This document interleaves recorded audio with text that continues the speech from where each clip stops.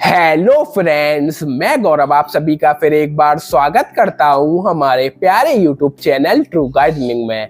आज की इस वीडियो में मैं आप सभी को बताने वाला हूं कैसे आप घर पर ही 100% ऑर्गेनिक तरीके से कोरिएंडर यानी कि धनिया को ग्रो कर सकते हैं। अब ये जो धनिया के रिजल्ट हैं आप सभी के सामने, ये सारा ही का सारा धनिया मैंने घर पर ही गमले में ग्रो करा था और ये आप सभी के सामने इसके सक्सेसफुल रिजल्ट।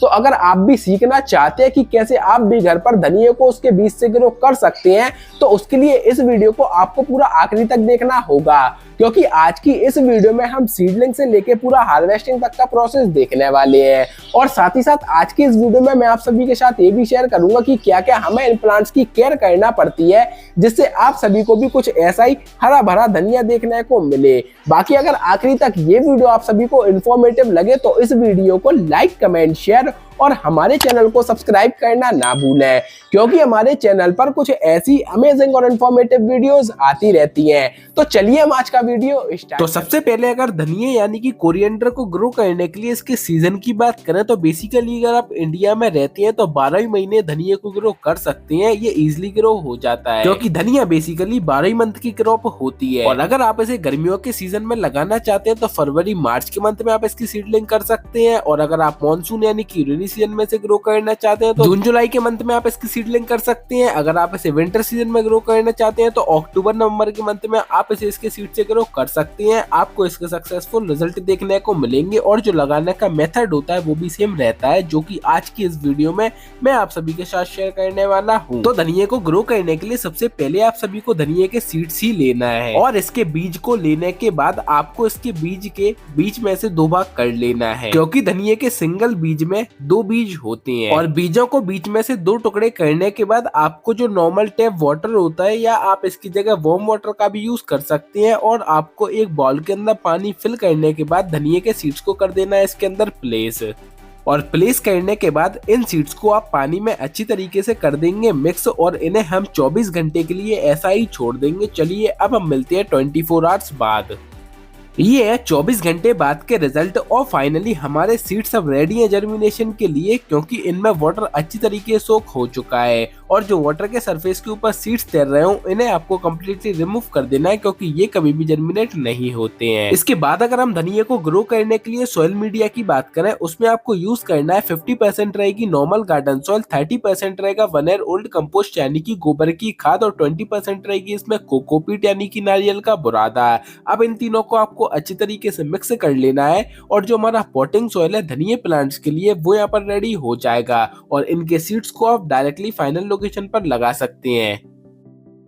तो यहाँ पर धनिया प्लांट्स को ग्रो करने के लिए जो सॉइल प्रिपरेशन था वो हमने यहाँ पर रेडी कर लिया है। अब अगर पॉट सिलेक्शन की बात करें तो बेसिकली आप कुछ इस टाइप के पॉट का यूज कर सकते हैं, जिसकी जो लेंथ है वो कम होगी तो भी चलेगा, लेकिन इसकी ब्रेथ अच्छी खासी होनी चाहिए, क्योंकि इन प्लांट्स की रूट्स ज्यादा नहीं फैलती है, लेकिन इनके पौधों को ग्रो होने के लिए ज्यादा स्पेस चाहिए पड़ता है। इसलिए आप सभी को भी कुछ इस टाइप के पॉट को सिलेक्ट करना है। इसके बाद जो हमने पॉटिंग सॉइल रेडी करा था उससे हमने हमारे इस पॉट को कर लिया है फिल। और एक बात का याद रखना है, बॉटम में ड्रेनेज सिस्टम के लिए होल होना कंपलसरी है, जिससे एक्स्ट्रा वाटर निकल सके। तो यहाँ पर हमने सॉइल को भी मॉइस्ट कर लिया है। अब ये हमारे धनिया के सीड्स जिन्हें हमने 24 घंटे पानी के अंदर सोख कर रखा था और अब ये रेडी है फाइनली जर्मिनेशन के लिए। तो इन सीड्स को आप सभी को लेना है और डायरेक्टली सॉइल सरफेस पर कर देना है स्प्रिंकल। और जैसा कि मैंने वीडियो की स्टार्टिंग में भी आप सभी से बोला था, जो वाटर के सरफेस के ऊपर सीड्स तैर रहे हो उन्हें आपको कंप्लीटली रिमूव कर देना है, क्योंकि वो कभी भी जर्मिनेट नहीं होते हैं। और जो हेल्दी सीड्स होते हैं वो वाटर के सरफेस के नीचे बैठ जाती हैं और वही रेडी होते हैं जर्मिनेशन के लिए। तो उन्हीं सीड्स को हमें लेना है और सॉइल सरफेस पर करना है स्प्रिंकल।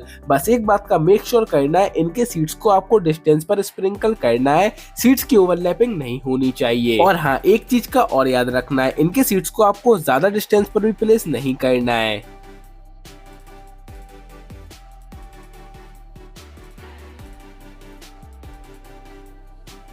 तो यहाँ पर हमने धनिया के बीजों को सॉइल सरफेस पर भी स्प्रिंकल कर दिया है। कुछ इसी सेम तरीके से आप सभी को भी धनिया के सीड्स को सॉइल सरफेस पर स्प्रिंकल करना है। इसके बाद हम ले रहे हैं 50% कोकोपीट और 50% बर्मी कंपोस्ट का मिक्सचर।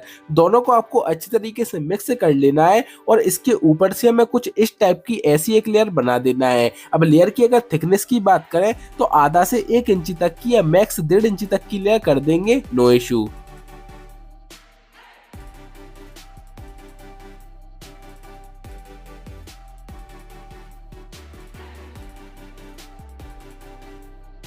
तो यहाँ पर ऊपर से हमने सेम पोटिंग सॉइल की भी एक लेयर कर दी है और साथ ही साथ हमने सॉइल को मॉइस्ट भी कर दिया है। इसके बाद इस पॉट को हम डायरेक्ट सनलाइट में कर देंगे प्लेस और वाटरिंग का रखना है ख्याल। तो चलिए अब हम देखते हैं इसके सक्सेसफुल रिजल्ट। ये हमारे 9 दिन बाद के रिजल्ट और फाइनली जो धनिया के बीज हैं वो यहाँ पर जर्मिनेट हो चुके हैं।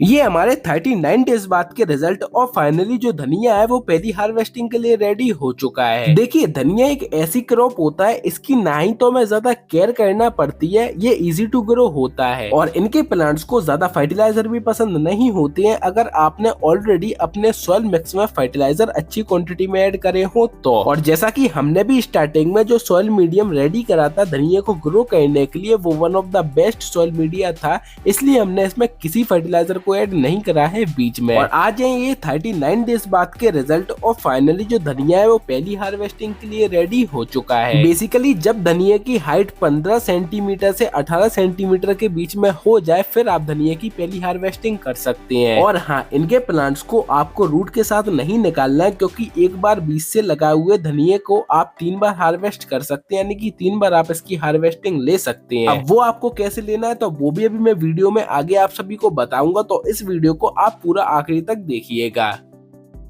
तो यहाँ पर हमने धनिया की आज पहली हार्वेस्टिंग कर ली है और ये आप सभी के सामने इसके सक्सेसफुल रिजल्ट। और ये हमारा घर का लगा हुआ 100% ऑर्गेनिक धनिया और आप देख सकते हैं कितने सक्सेसफुल हमें इसके रिजल्ट मिले हुए हैं। और इस धनिया को अब हम मल्टीपल डिशेज बनाने में भी यूज कर सकते हैं। लेकिन अब बात आती है जब हम धनिया की पहली हार्वेस्टिंग ले लें तो फिर हमें धनिया के प्लांट्स को सेकेंड हार्वेस्टिंग के लिए रेडी कैसे करना है। तो देखिए जब आप अपने धनिया के प्लांट से पहली हार्वेस्टिंग ले लें तो उसके बाद जो गोबर की खाद होती है या उसके ऑल्टरनेटिव में आप वर्मी कंपोस्ट का भी यूज कर सकते हैं और सिंपली आपको अपने प्लांट्स में अप्लाई कर देना है कुछ इसी सेम तरीके से। अब यहाँ पर वर्मी कंपोस्ट को मैं यूज कर रहा हूँ और इसे हम अपने प्लांट्स में अप्लाई इसलिए कर रहे हैं जिससे जो हमारे धनिया के प्लांट्स है इन्हें भरपूर मात्रा में न्यूट्रिएंट्स मिल पाए, क्योंकि जब हमारे प्लांट्स को भरपूर मात्रा में न्यूट्रिएंट्स मिलेंगे तभी जाकर हमारे जो प्लांट्स है और भी तेजी से ग्रोथ करेंगे और भी अच्छी और हैवी क्वांटिटी में हमें हार्वेस्टिंग भी देखने को मिलेगी। तो यहाँ पर देखिए मैंने धनिया को पॉट में भी ग्रो करा था आप सभी को एग्जाम्पल दिखाने के लिए, जिससे आप सभी भी चाहे तो कम स्पेस में धनिया को एक छोटे से पॉट में भी ग्रो कर सकते हैं और आप सभी को भी कुछ ऐसे इनके सक्सेसफुल रिजल्ट देखने को मिलेंगे अगर आज की इस वीडियो में जो मेथड मैंने आप सभी को बताया उसी सेम मेथड को फॉलो कर आप भी धनिया को घर पर ग्रो करेंगे। तो बाकी आज की ये वीडियो आप सभी को कैसी लगी तो नीचे कमेंट बॉक्स में कमेंट कर जरूर बताइएगा। तो उम्मीद है फ्रेंड्स आप सभी को ये वीडियो पसंद आई होगी। So thank you friends to see my YouTube channel True Gardening. अगर आप सभी को ये वीडियो पसंद आई हो और इन्फॉर्मेटिव लगी हो तो इस वीडियो को लाइक कमेंट शेयर और हमारे चैनल को सब्सक्राइब करना ना भूलें।